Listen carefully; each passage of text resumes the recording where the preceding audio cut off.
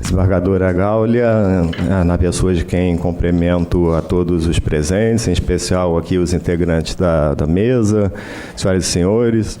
O sociólogo espanhol Manuel Castells, já hoje aqui lembrado pelo professor Dr. Guilherme, inicia seu recente, pequeno grande livro intitulado Ruptura, a crise da democracia liberal, com a seguinte instigante e soturna passagem. Sopram ventos malignos no planeta azul. Nossas vidas titubeiam no turbilhão de múltiplas crises. Uma crise econômica que se prolonga em precariedade de trabalho e em salários de pobreza.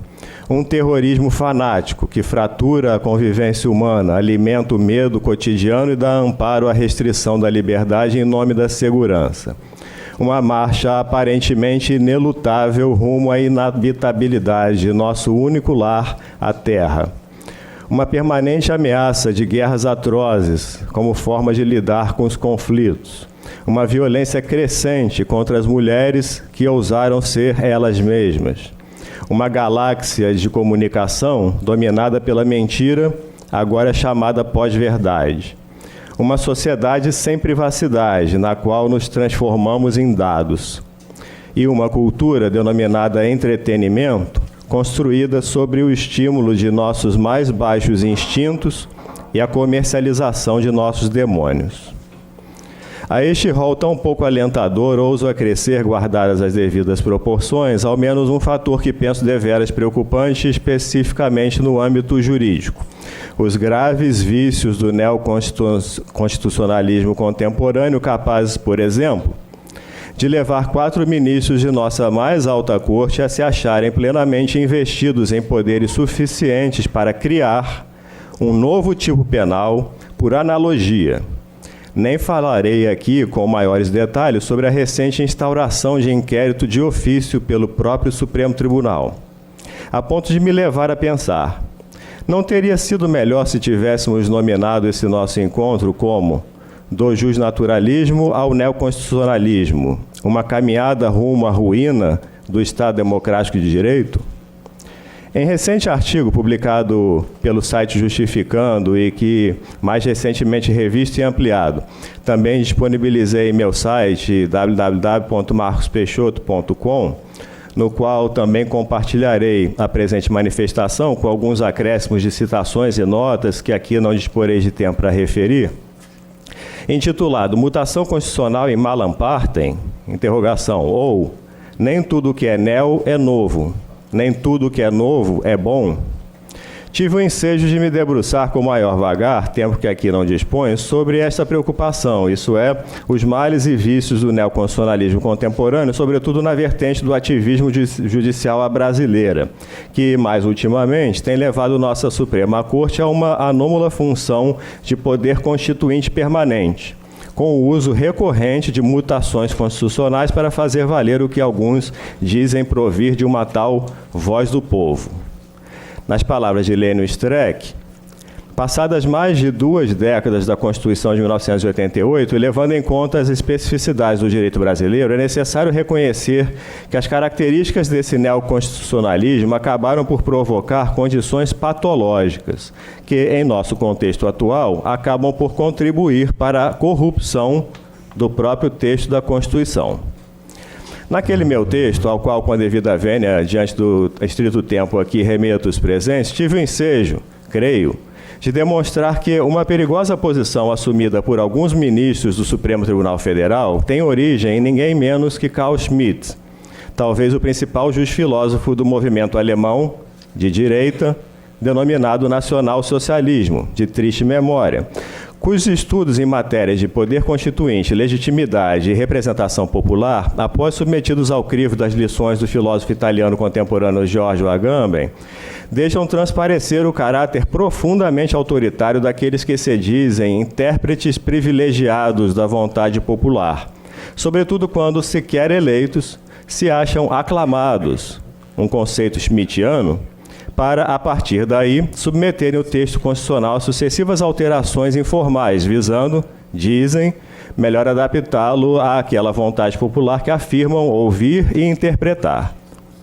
Bem, basta lembrar que um dos últimos personagens históricos que se disse aclamado e apto a interpretar o espírito da comunidade de seu povo, o Volksgeistgemeinschaft de Hegel, foi o próprio Adolf Hitler, que, não por outro motivo, em especial agradecimento à doutrina erigida por Carl Schmitt, mas também a dedicação, entre aspas, de juízes como Roland Freisler, chegou expressamente a indagar, em tom retórico, que teríamos feito sem os juristas alemães.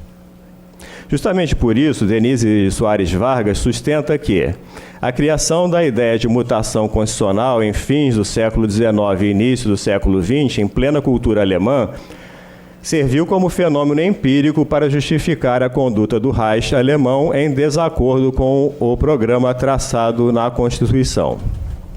Mas o fato é que, como já tive o ensejo de afirmar no modesto artigo de minha autoria acima referido, ninguém duvida da possibilidade e até por vezes da necessidade de mutação constitucional a ser reconhecida e produzida pela Corte Constitucional competente, pois um texto contido na Constituição, como ademais qualquer texto legal, não pode permanecer parado no tempo, estático e insensível a mudanças sociais.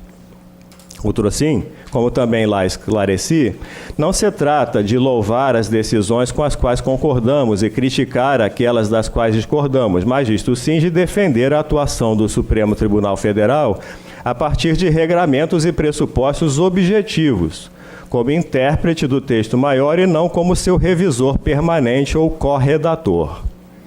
Exemplo com a devida vênia nítido de mutação inconstitucional se deu com a reinterpretação da cláusula de presunção de inocência, em que, por apertada maioria, decidiu o STF pela possibilidade de execução da pena de prisão a partir do julgamento em definitivo, porém ainda não transitado em julgado, por decisão em segundo grau de jurisdição, apesar do que dita de maneira cristalina, ao meu sentir, respeitados os entendimentos diversos, o inciso 57 do artigo 5º da Carta, segundo o qual, abre aspas, ninguém será considerado culpado até o trânsito julgado de sentença penal condenatória, fecha aspas. Nem todos, contudo, discordam do novel entendimento da Suprema Corte. Por sinal, mais um exemplo de neo que não é novo, pois se trata de jurisprudência adotada até 2009, superada pelo acórdão lavrado pelo ministro Eros Grau no habeas corpus 84078, Minas Gerais, como veremos em seguida. Um de nossos ilustres palestrantes, por exemplo, o professor Dr. Guilherme Braga Penha de Moraes, defende que o princípio da presunção de inocência não tem o condão de obstar a execução provisória da pena privativa de liberdade que houver sido aplicada por decisão proveniente de órgão colegiado e, depois, impugnada por recurso extraordinário ou recurso especial ainda não ultimado pelo Supremo Tribunal Federal ou pelo Superior Tribunal de Justiça. Deixemos, por ora e estrategicamente, aqui de lado essa tormentosa questão em torno da constitucionalidade ou não desta nova, sem ser nova, repito, pelo que não se pode compreendê-la como verdadeira evolução constitucional, logo seria o caso de intitulá-la como involução constitucional. Voltaremos a esse tema mais adiante sobre outro enfoque. Nova, como dizia, a interpretação da Corte Suprema para trazer à baila outras três, não menos instigantes, ao meu ver, questões, para deixá-las com a devida vênia no colo de nossos ilustres palestrantes na forma de indagações que ora faço na qualidade de debatedor. A primeira delas, pode haver mutação constitucional no âmbito de cláusulas pétreas? Acredito ser pacífico dentre todos aqui que há limites textuais, semânticos à liberdade interpretativa de qualquer corte, ainda que de natureza constitucional. Como insiste em dizer Lênio Streck, não há grau zero de sentido para o intérprete, que interpreta o texto a partir do texto. Não há grau zero de sentido para o texto, que se insere em meio a uma tradição de significados e ressignificados de circunstâncias e contextos. Em outro artigo de minha autoria, intitulado O Surrealismo e o Supremo, também disponível em www.marcospeixoto.com, tive o ensejo de lembrar que no livro Através do Espelho e o que Alice encontrou por lá, o genial escritor Lewis Carroll nos brinda com uma passagem magistral, através de um diálogo entre a protagonista e o famoso personagem Humpty Dumpty. Vejamos. Não sei o que quer dizer com glória, disse Alice. Humpty Dumpty sorriu desdenhoso. Claro que não sabe, até que eu lhe diga. Quero dizer, é um belo e demolidor argumento para você. Mas glória não significa um belo e demolidor argumento, Alice objetou. Quando eu uso uma palavra, disse Humpty Dumpty num tom bastante desdenhoso, ela significa exatamente o que eu quero que signifique, nem mais nem menos. A questão é, disse Alice, se você pode fazer as palavras significarem tantas coisas diferentes. A questão é, disse Humpty Dumpty, quem é o Senhor? Isso é tudo. Tomando isso como premissa, ou seja, que absolutamente ninguém aqui gostaria de se submeter à jurisdição de um tribunal Humpty Dumpty, poderia o Supremo Tribunal Federal, a pretexto da existência de uma alteração à vida na sociedade brasileira, que estaria atualmente a clamar, como se em algum momento tenha almejado o contrário, por menor impunidade, sim, entre aspas, impunidade, aqui mesmo, no país que possui a terceira maior população carcerária do planeta Terra. Alterar informalmente o texto constitucional em tema de garantia fundamental dos cidadãos, onde sequer o constituinte derivado poderia fazê-lo, por força do que estatua o artigo 60, parágrafo 4º, inciso 4 de nossa Carta?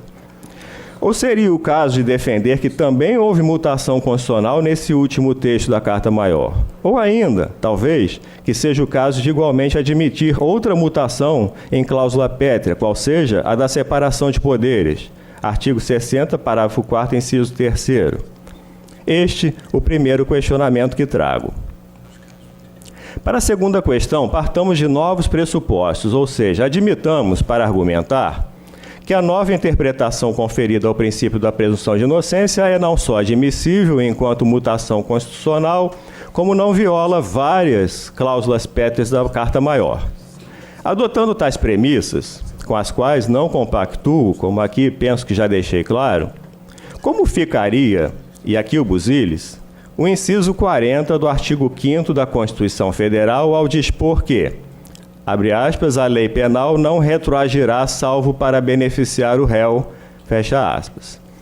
Perceba-se que uma decisão de corte constitucional, como a que está em vias de ocorrer em sede de apreciação das ações declaratórias de constitucionalidade 43, 44 e 54, que requerem a declaração de constitucionalidade do artigo 283 do Código de Processo Penal, terá efeito vinculante e erga omnes, logo, força em tudo, similar à de lei.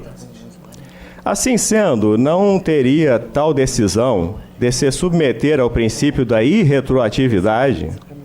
Não seria o caso de se adotar, em se tratando de precedente judicial, a doutrina da superação para frente, ou prospective overruling? Ressalto que a matéria não é estranha à jurisprudência pátria, como você pode verificar da decisão monocrática lavrada pelo ministro Rogério Schietti Cruz no recurso especial 1073426, onde aquele ministro sustentou o seguinte. Aqui eu faço uma citação longa, mas aqui na palestra eu vou me limitar à seguinte passagem. Conquanto o overruling ou rejeição de um precedente judicial possua, geralmente, efeito retroativo, é mister incidir, em certos casos, a prospective overruling, de tal modo a aplicar a nova orientação apenas aos casos futuros.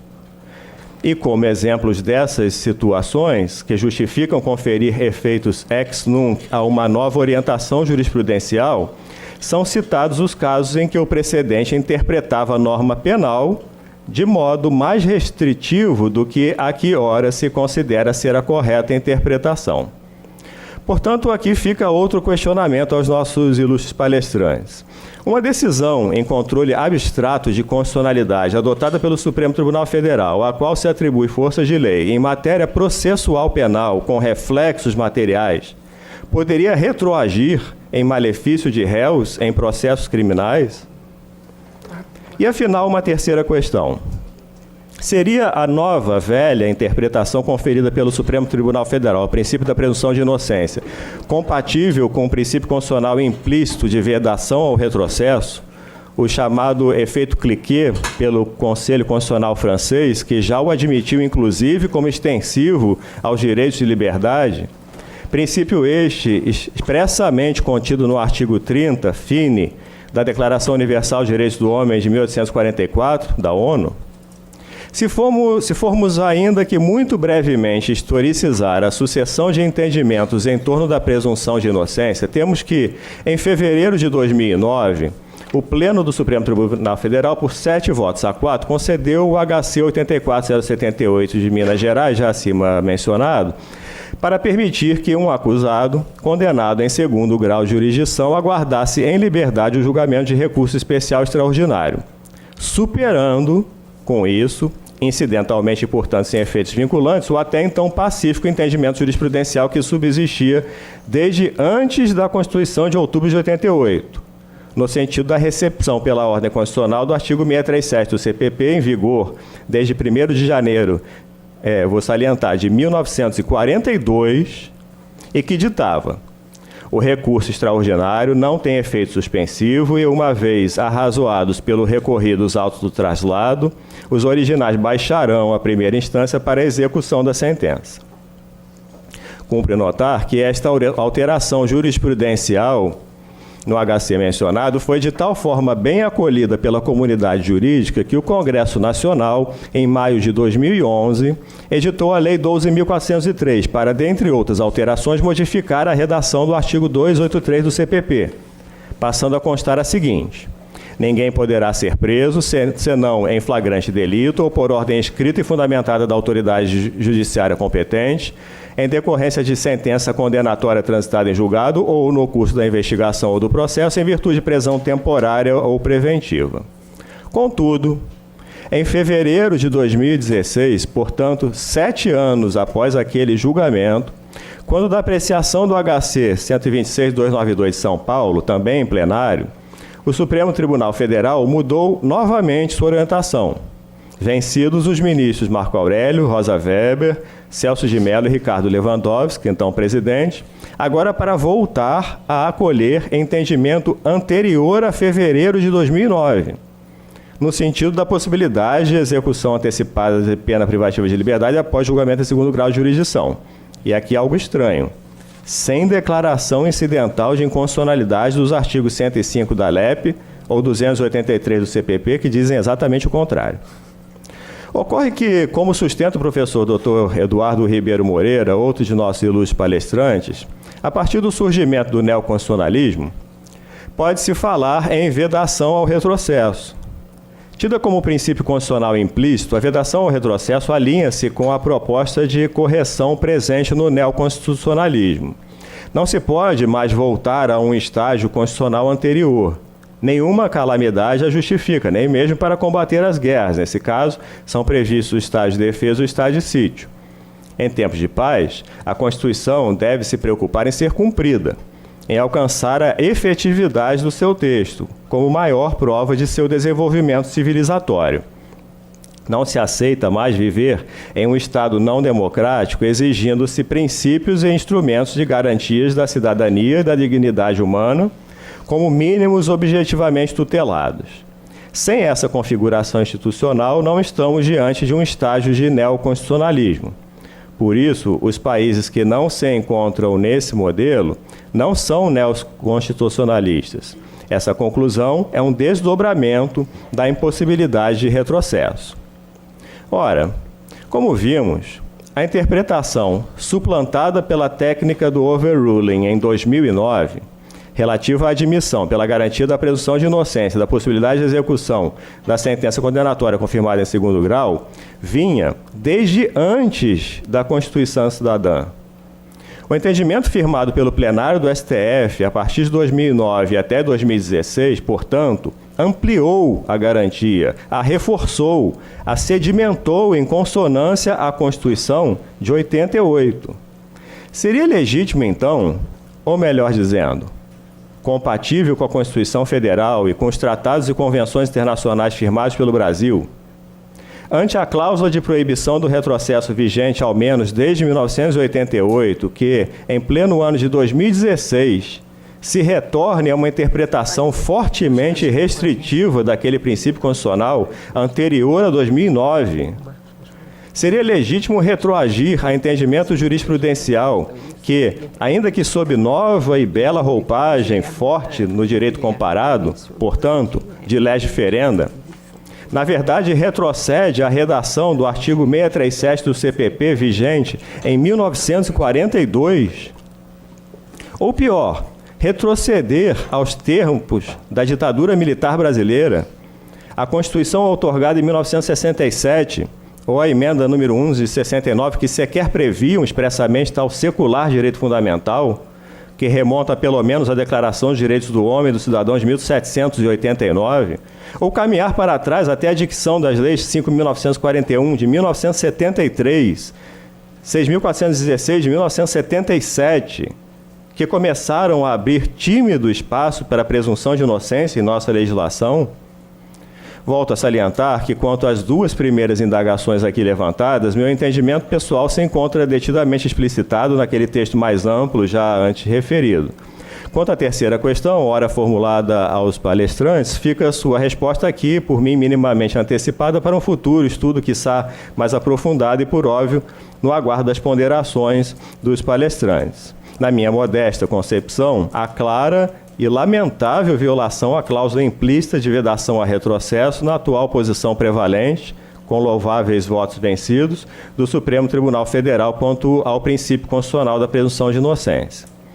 Estas são, em suma, as considerações, preocupações e indagações que trago a este oportuno colóquio, agradecendo mais uma vez o convite que me foi formulado pela desembargadora Cristina Gaula e, por fim, a prestimosa atenção de todos vocês. Muito obrigado.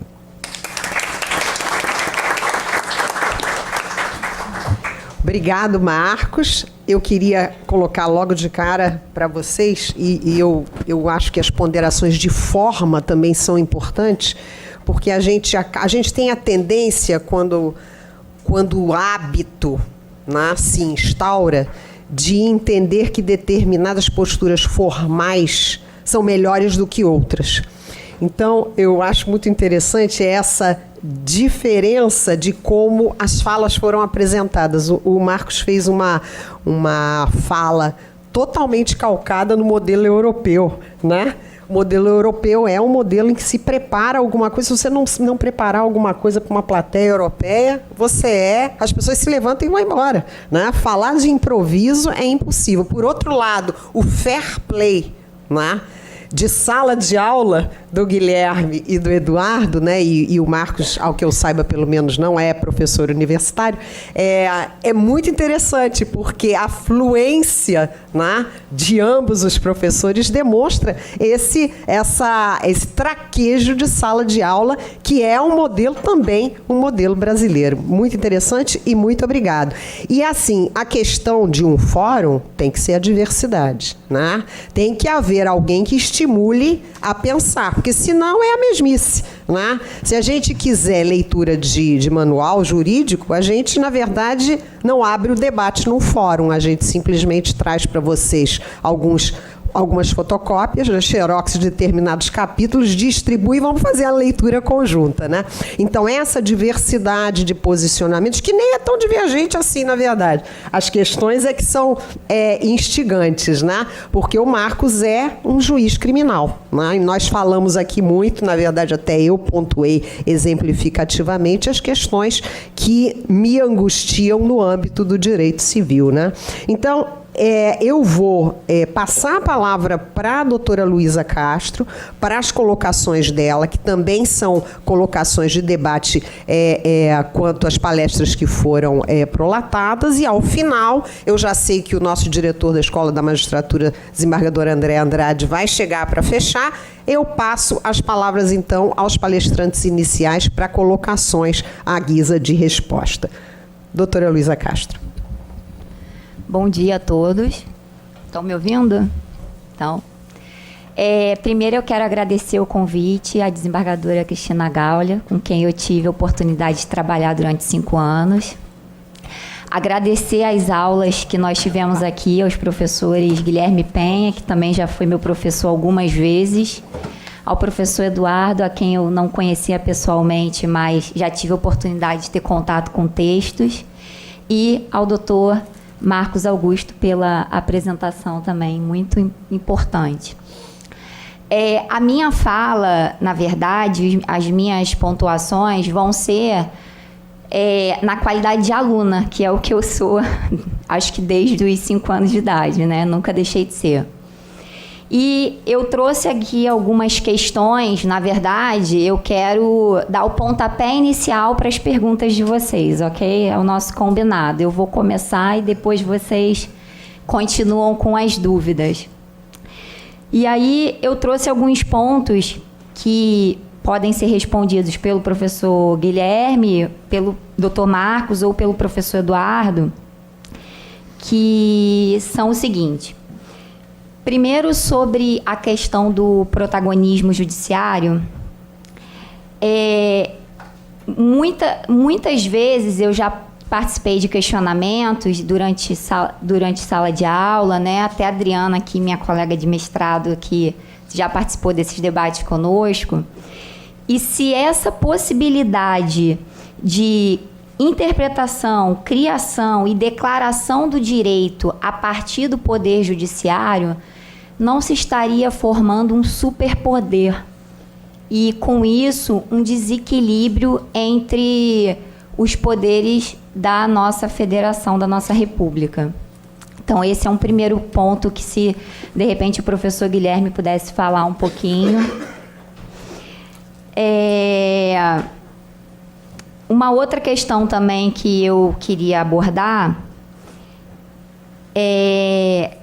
e aí seria para o professor Eduardo, e eu vou aguardar ele retornar, sobre o constitucionalismo participativo. Eu, outro dia, tive oportunidade de assistir um programa que falava sobre as Civitex e Govitex. Professor Guilherme, já ouviu falar desses?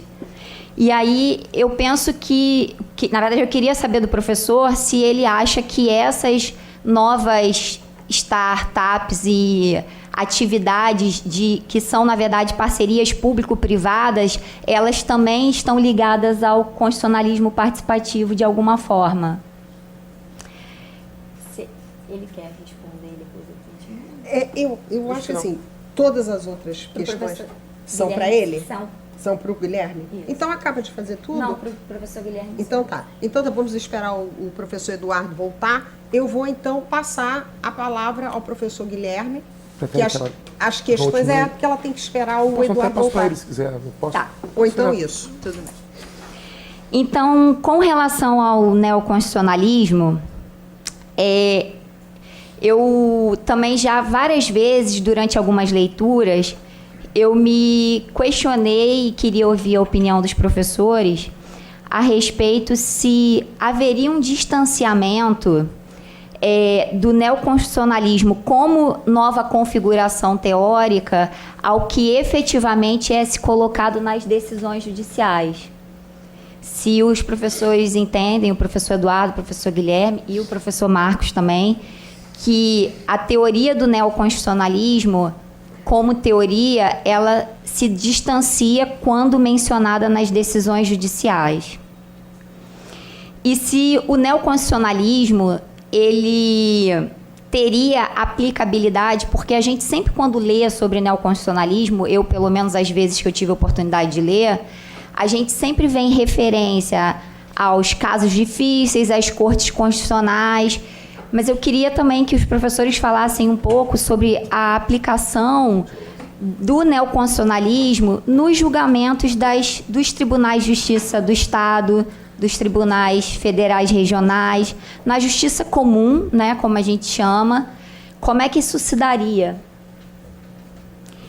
E, por fim, queria também saber do professor Eduardo se ele acha que o neoconstitucionalismo ele contribuiu para o desenvolvimento da problemática da motivação das decisões judiciais, porque eu acho que a gente está enfrentando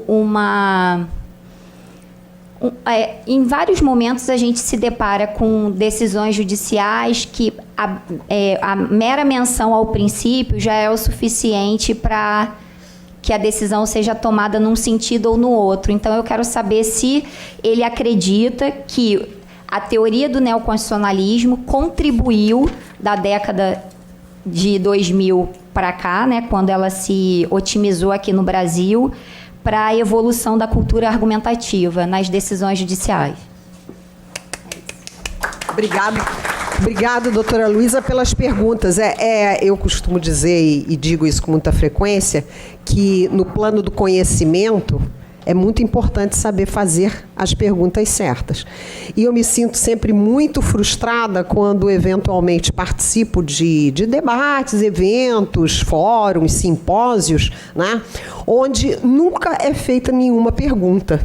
Né? Porque a pergunta é fundamental. Se você não tem perguntas, sobre a vida, sobre o que você está recebendo de conhecimento, sobre as aulas que você assiste, né? Sobre os debates que você eventualmente está presente, me parece que uma pessoa sem perguntas é uma pessoa pouco curiosa e não desenvolve. É a coisa da criança, né? Que está sempre perguntando por quê. E a gente perde este bom hábito de perguntar por quê depois que a gente atinge a adolescência, né? Que a gente fica sempre com vergonha de perguntar. Eu vou perguntar alguma coisa, puxa, é mico, vão achar que eu não sei nada. Não, ao contrário. Eu acho que é super importante saber fazer as perguntas certas. Então, pelo menos no Fórum de Direito Constitucional, eu tenho usado isso como uma pauta constante desde a nossa primeira reunião, no sentido de que é importante que os debatedores tragam perguntas e não façam palestras paralelas, né? Porque é o que, via de regra, acontece principalmente no mundo do direito,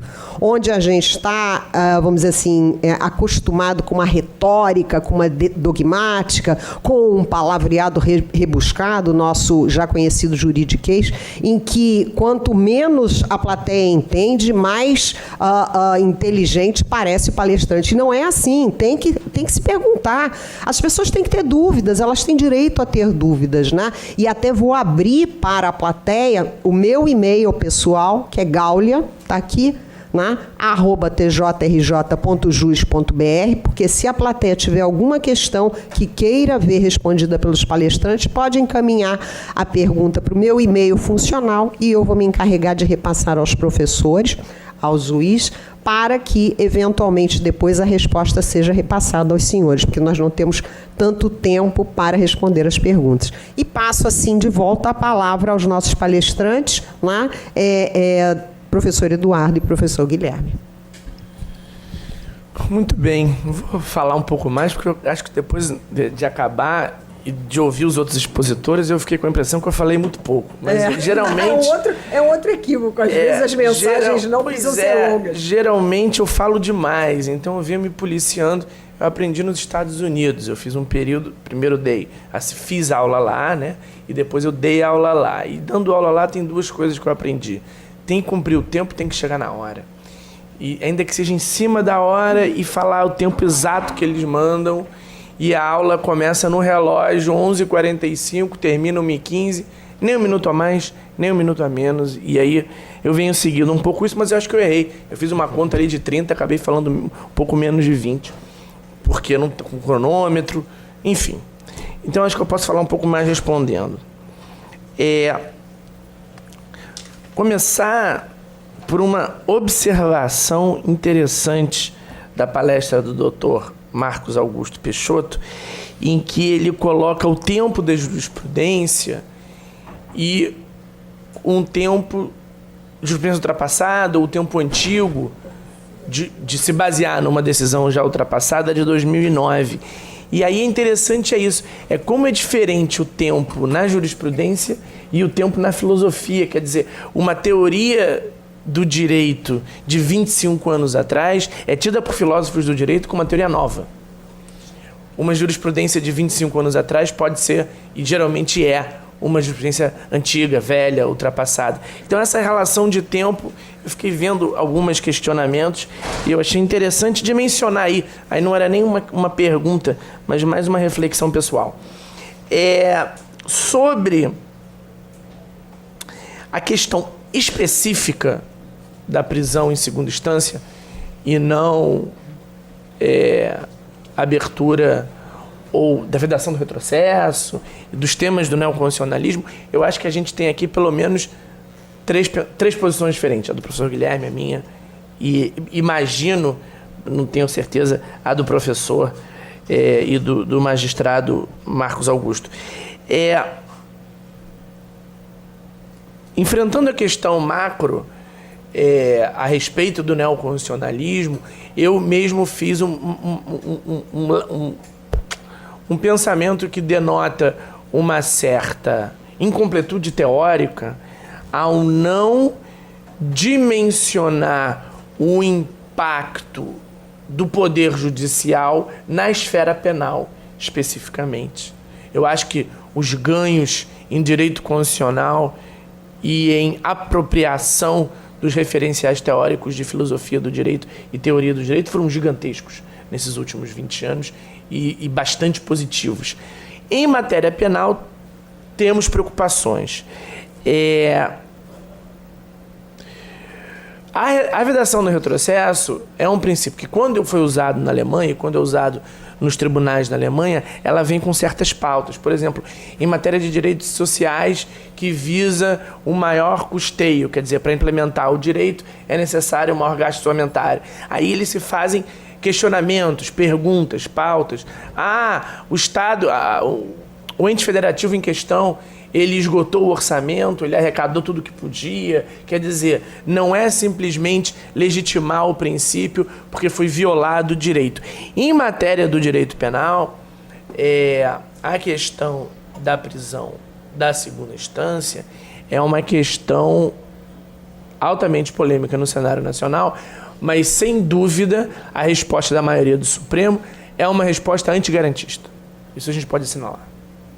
É antigarantista e o conteúdo do princípio fica, não vamos falar aqui de abolição, mas diminuído. Sobre a vedação do retrocesso especificamente, retornar, por exemplo, aos termos da ditadura militar não seria neoconstitucionalismo, não seria um Estado em que vigoraria a força dos princípios constitucionais, e muito menos seria garantista, seria um Estado antigarantista e, no mínimo, autoritário.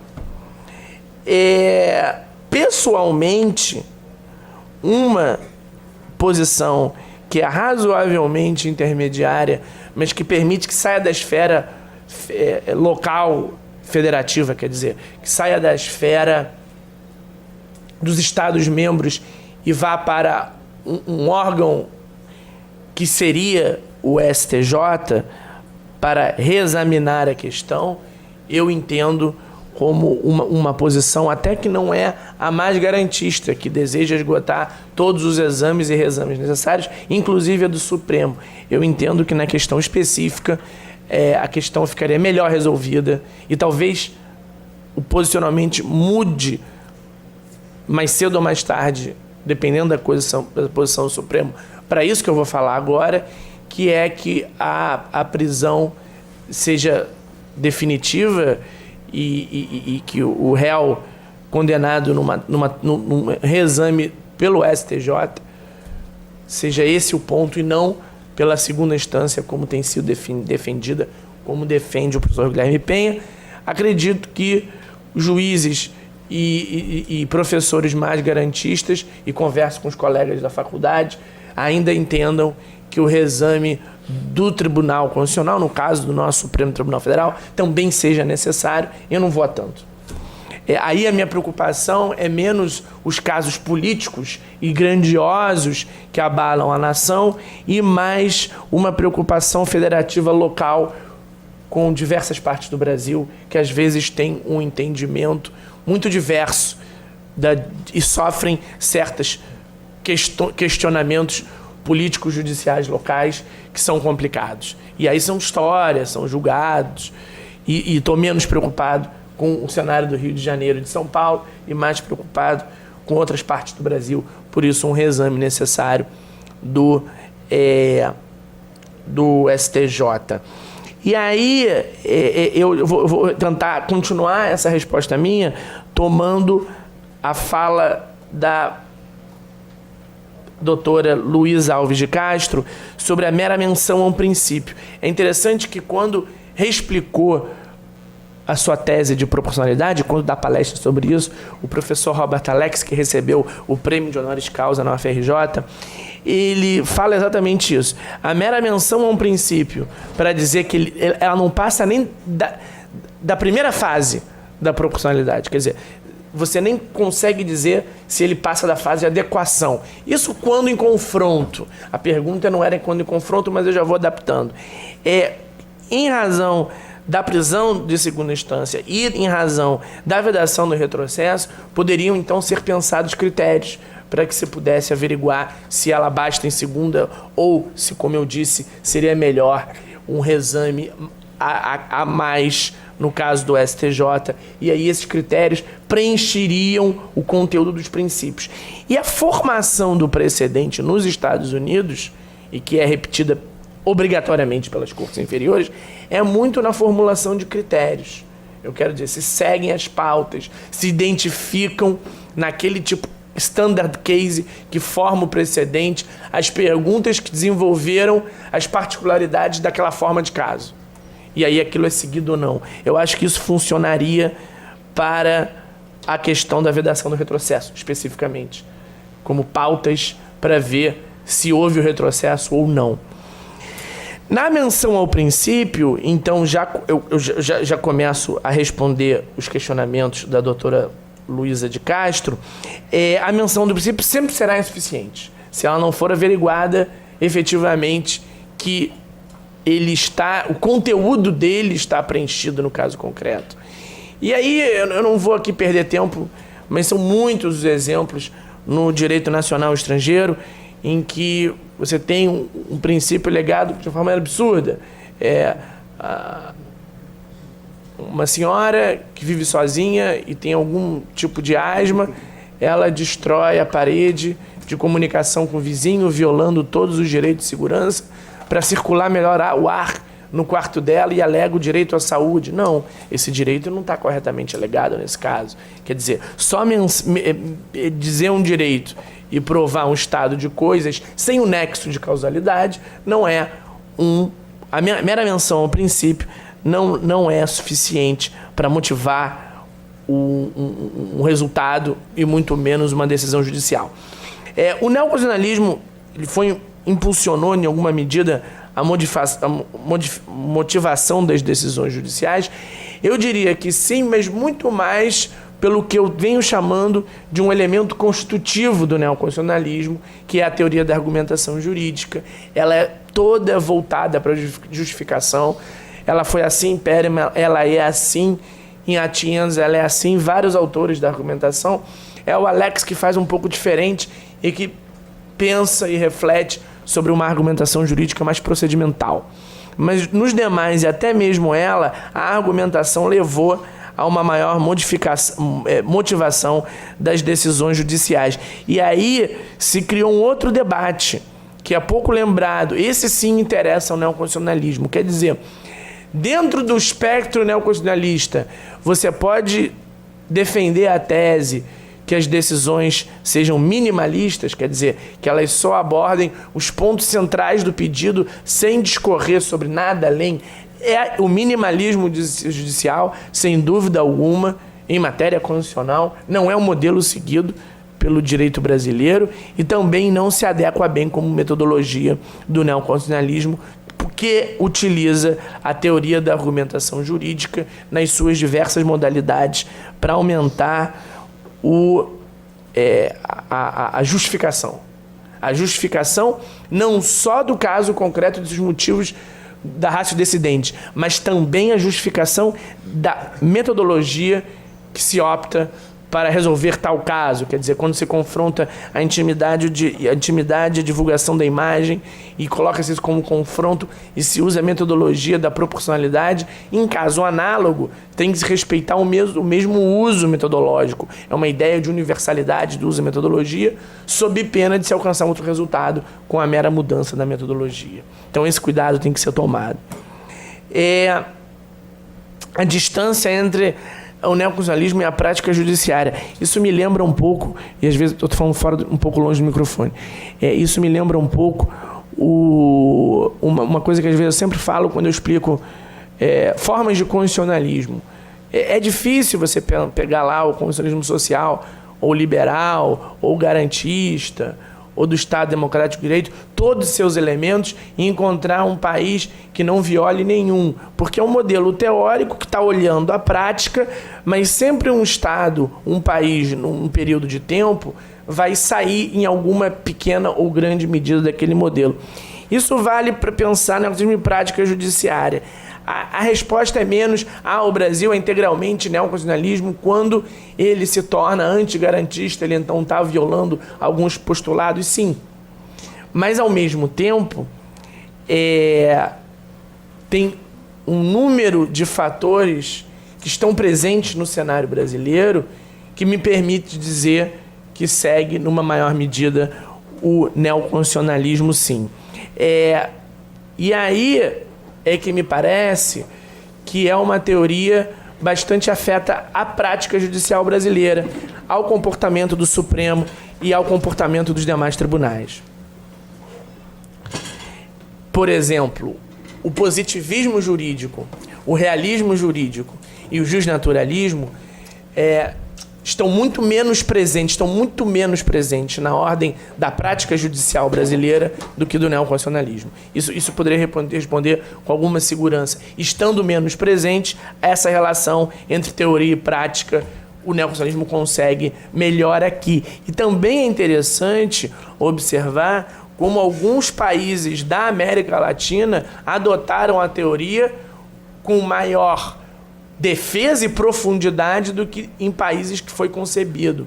Eu quero dizer que Colômbia, Argentina e Brasil adotaram mais o neoconstitucionalismo do que muitas e muitas nações europeias, como a França, como a Itália e como outros países. Sobre o papel do neoconstitucionalismo e como se vê os tribunais de justiça e regionais federais, eu acho que eles vêm, sim, abraçando parte do neoconstitucionalismo. Na palestra do professor Guilherme, quando ele fala em ativismo procedimental, é uma ideia que se desenvolve pouco no Brasil. Não no ativismo, mas na diferença do processo. Quer dizer, existe um processo que os tribunais constitucionais e que o nosso Supremo, pelas leis mencionadas e pelo seu próprio regimento interno, conseguem se adequar e manejar melhor, com menos entraves, do que as questões estritamente a serem observadas do processo civil que os tribunais regionais e que os TJs têm que responder. Então, em termos já processuais, eles têm menor abertura. E consequentemente, eles vão ter um grau processual de maior distância. Mas, e aí eu utilizo o Atienza. O Atienza, no seu livro As Razões do Direito, ele tem algumas belas conclusões a favor da democracia e tal. Um deles é que a argumentação jurídica ela se coaduna melhor com os ritos de informalidade. E aí eu estou pensando no juizado. Quer dizer, ele diz, a argumentação jurídica está sempre presente, a argumentação jurídica tem que ser projetada para a solução de casos difíceis e trágicos, e esses sim estão presentes nos tribunais e nos tribunais constitucionais, mas ela é visível, perceptível no cotidiano quando a gente verifica os princípios formadores, no caso brasileiro, do juizado especial cível, da oralidade, da informalidade, da condução das provas e apresentação em audiência, que é exatamente o que visa a argumentação jurídica a aumentar, a defender esses princípios. Então, nesse caso, eles não ficam somente destinados a um tribunal constitucional. Eu tenho uma preocupação muito maior, e aí sim, do neoconstitucionalismo aprisionado no Supremo Tribunal Federal ou nos tribunais constitucionais, em países em que a matéria constitucional é ou exclusivamente examinada pelo Tribunal Constitucional, ou majoritariamente aceita-se que os demais juízes e tribunais examinem, por exemplo, direitos humanos fundamentais, mas que outras matérias constitucionais eles não possam em nada examinar. eu acho que as questões estão mais ou menos respondidas, e aí eu consegui falar um pouco mais e melhor. Muito obrigado. Passo a palavra ao meu colega para fazer complementações. Professor Guilherme, deixa eu só anunciar a presença do nosso diretor da Emerge, o desembargador André Andrade, que nos brinda com a sua presença e vai estar aqui acompanhando o encerramento dos nossos trabalhos. Professor Guilherme. Bom, saúde, desembargador André, é um prazer, desembargador revê-lo, nosso encontro. E quero responder brevemente questões do doutor Marcos Augusto e da doutora Luísa Alves. Doutor Marcos, parabéns pela sua palestra, muito elucidativa. Pelo que eu percebi, há 3 questões centrais propostas, né? Uma seria a mutação constitucional no contexto de cláusula pétrea, outra seria a criminalização de condutas via mandado de junção, uma terceira seria o retrocesso social ou efeito cliquet e sua vedação. Basicamente, seriam os pontos cardeais a serem explorados. Em relação à mutação constitucional, eu tenho a posição pessoal de que seria admissível mutação constitucional mesmo no contexto de cláusula pétrea. A questão aqui não seria se, mas seria como. Não seria se seria admissível essa mutação, mas, a princípio, como seria feita essa mutação e que limite essa mutação deveria obedecer. O próprio STF tem a posição que as cláusulas pétreas não são dogmas, mas são flexibilizáveis, desde que o núcleo essencial do direito venha a ser atendido. Então, a meu sentir, transpondo essa ideia da mudança formal da Constituição para a mudança informal da Constituição, eu acho que seria admissível, eventualmente, dentro de alguns limites interpretativos, que se operasse mudanças informais da Constituição, via mutação constitucional, no qual se altera o texto, altera o contexto sem que se altere o texto, desde que, de certo modo, o núcleo essencial dos direitos afetados fosse respeitado. Ou seja, desde que características mínimas do direito que conferem ao direito de identidade possam ser respeitadas. É a teoria alemã do limite-limite, Schröder, é a teoria brasileira que pode ser aplicada no caso concreto, e é a visão que o próprio STF tem desde os anos 90, quando admitiu que regras trabalhistas fossem flexibilizadas, desde que o núcleo essencial fosse respeitado. Então, aqui reitero aquilo que eu coloquei. A questão central não é se seria admissível essa mutação, mas como seria admissível essa mutação. E nesse ponto, eu acho que em algumas ocasiões, o próprio STF ultrapassa o limite que lhe é imposto, que é o limite semântico. Eu posso construir tudo, desde que o texto aceite essa construção. Em muitas ocasiões, pode perceber no Supremo Federal que ele obedece ao limite semântico, em outras ocasiões, há uma dúvida se foi respeitado ou não, e há casos notórios no qual o limite semântico é violado. E o próprio STF tem obrado mutações inconstitucionais. Isso é inquestionável. Então, a questão seria se seria admissível mutação constitucional no contexto de cláusula pétrea. Me parece que sim, porque cláusulas pétreas não são intocáveis, elas são, de certo modo, flexibilizáveis dentro de um certo limite. Então, desde que esse núcleo essencial venha a ser respeitado, limite material, limite semântico, limite formal venha a ser atendido, vai ser viável que isso acontecesse, com muita parcimônia. Eu acho que, nesse caso, deveria o tribunal não adotar uma posição de ativismo, mas sim de autocontenção.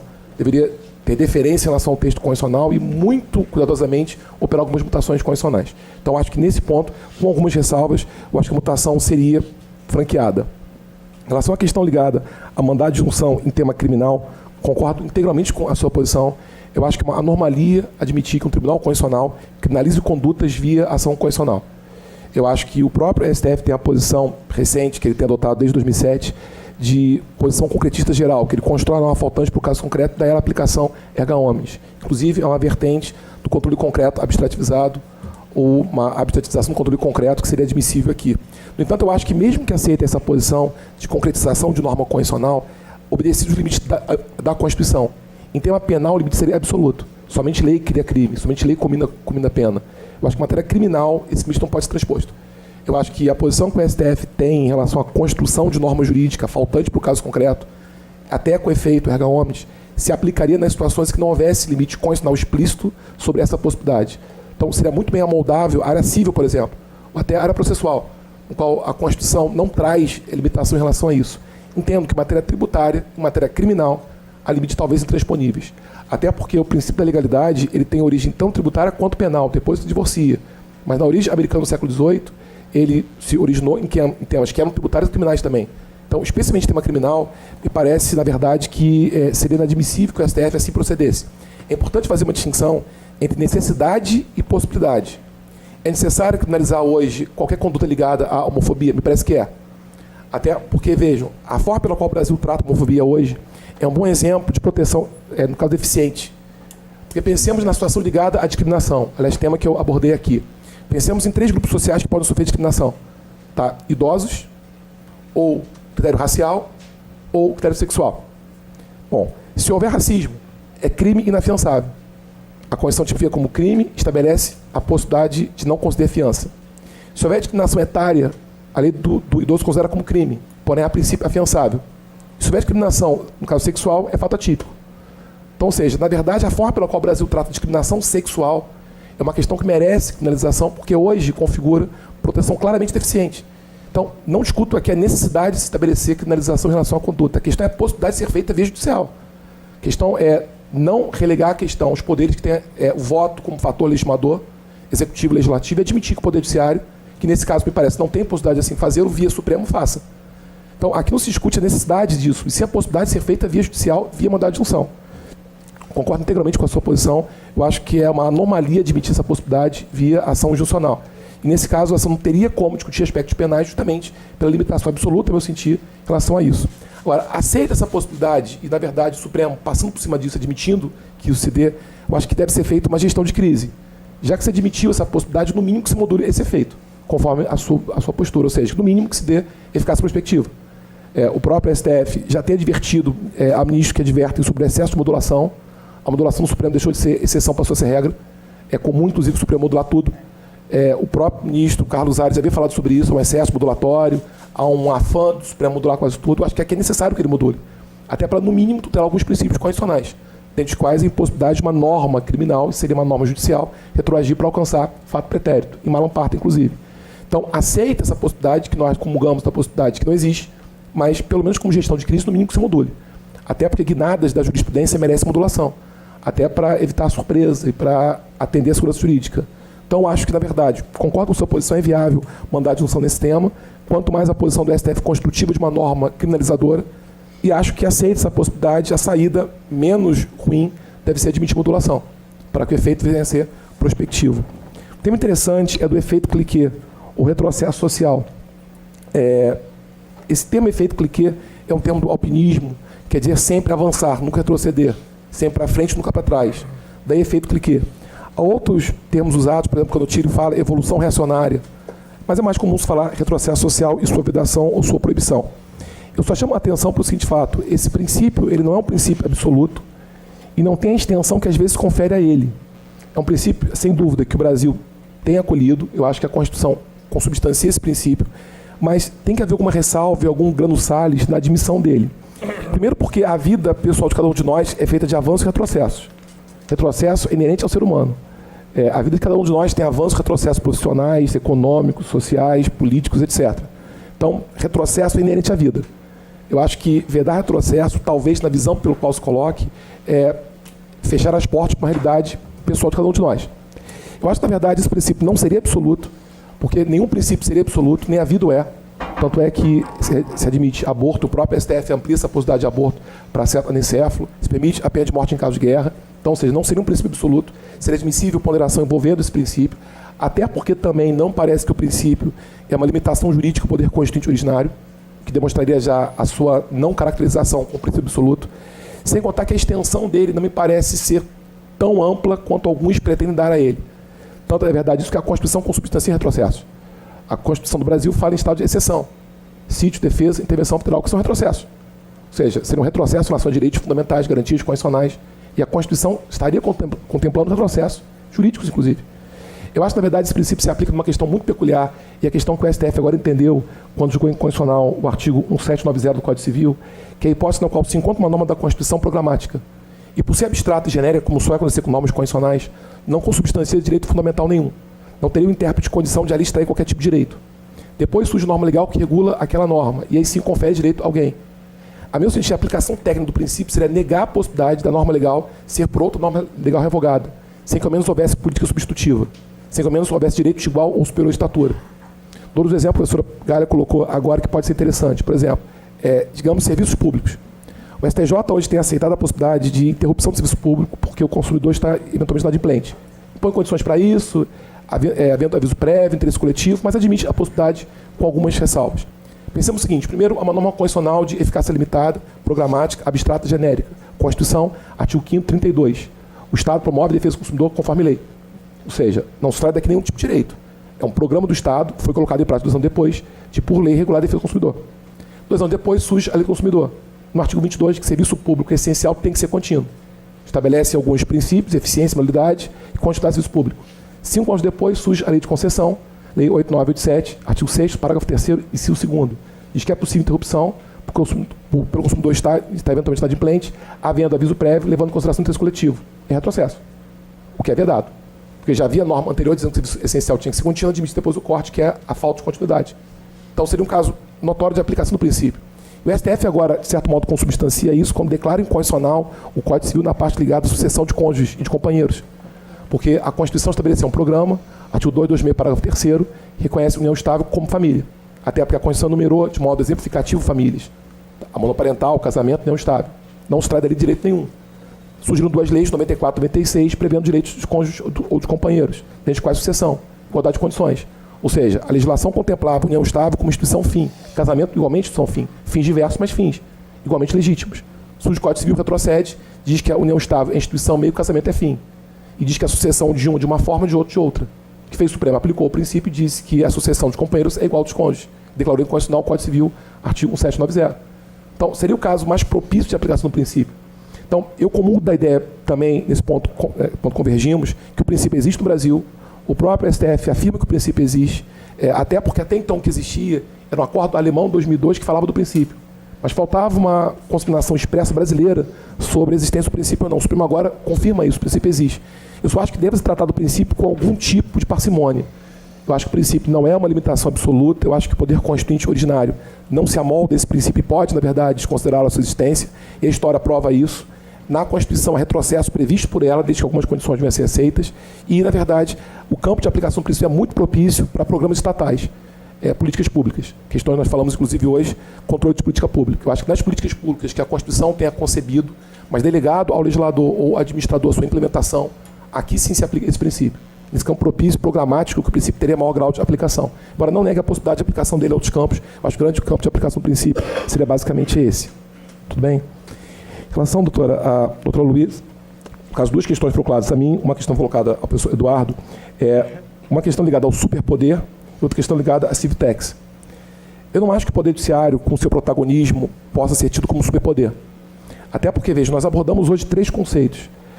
Um Estado, que é tornar a questão centralizada, o comportamento com o ativismo e a consequência disso, que é o protagonismo. São conceitos interligados. O Judiciário conhece uma questão que não lhe é própria, não se autocontém e é ativista, talvez isso dê a ele uma posição protagonista. Então, é um resultado disso tudo.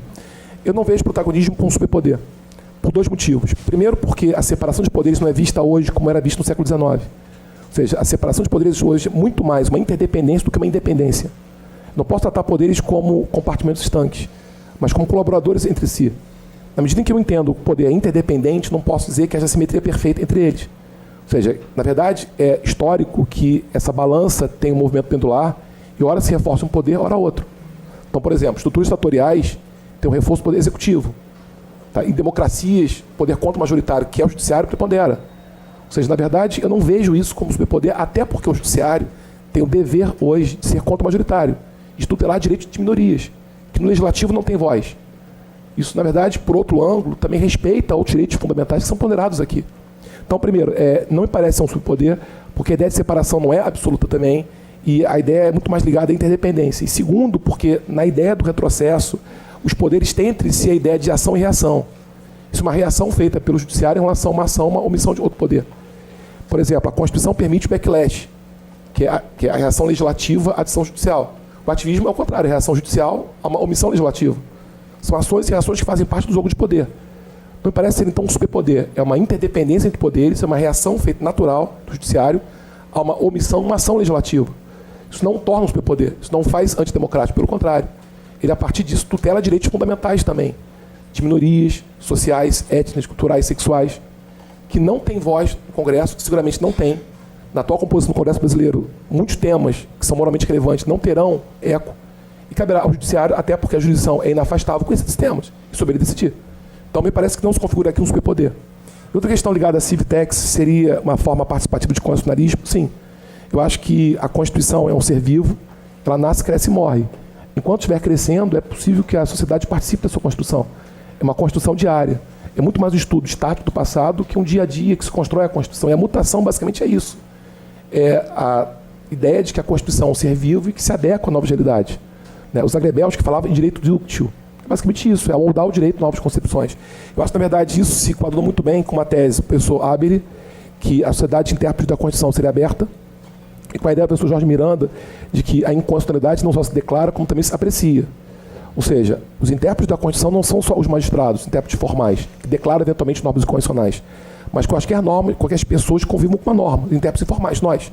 Nós não estamos aqui declarando nada inconstitucional, estamos apreciando se normas são constitucionais ou não. Esse é um juízo feito por todo o povo. Até porque uma Constituição democrática é que todos participem da sua Constituição, aberta ao povo, que o povo tenha conhecimento acerca dela. Então, eu acho que, na verdade, essa posição que o Judiciário tem hoje é salutar, não vejo como algo negativo, pelo contrário, e natural. É uma reação a um comportamento que o Legislativo especialmente tomou, até por omissão ou por ação, e que ele reage em relação a isso.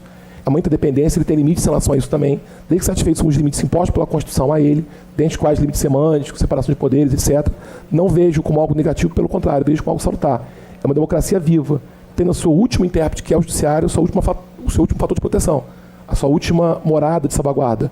Então, eu acho que, na verdade, não é um superpoder e acho salutar que democracias como a nossa, sociedade, participe dessa construção constitucional diária. E Civiltex ou outros institutos ligados a isso, tecnologia, inclusive, me parecem, sim, agente poder constituinte. Tá bom? Obrigado pela pergunta. Obrigado, Guilherme. Então, antes de passar a palavra ao nosso diretor, só para fechar, voltamos ao início. A ideia era linkar realmente a ideia do constitucionalismo com a história das ideias, a história dos conceitos, né? E é importante a quantidade de conceitos que vimos aqui, que devem ser, na verdade, modulados, né? Modulação até como uma questão de postura ativista procedimental, né? Porque onde é que está a modulação em alguma legislação, né? Então, essa ideia do Supremo é uma ideia exatamente nessa linha de ativismo procedimental.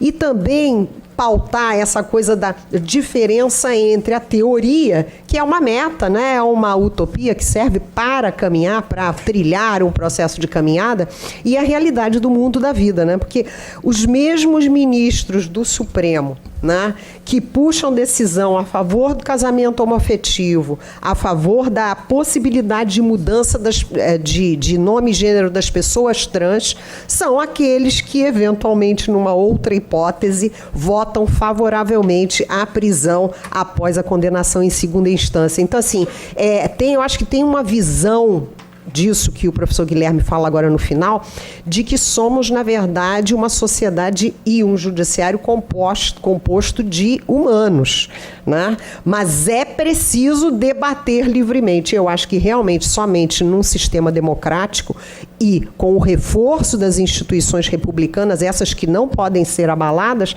é que se consegue chegar ao melhor resultado para a sociedade, que, vejam bem, nunca será o resultado ideal, né? Eventualmente, o processo de mudança é um processo de caminhada. Eu agradeço.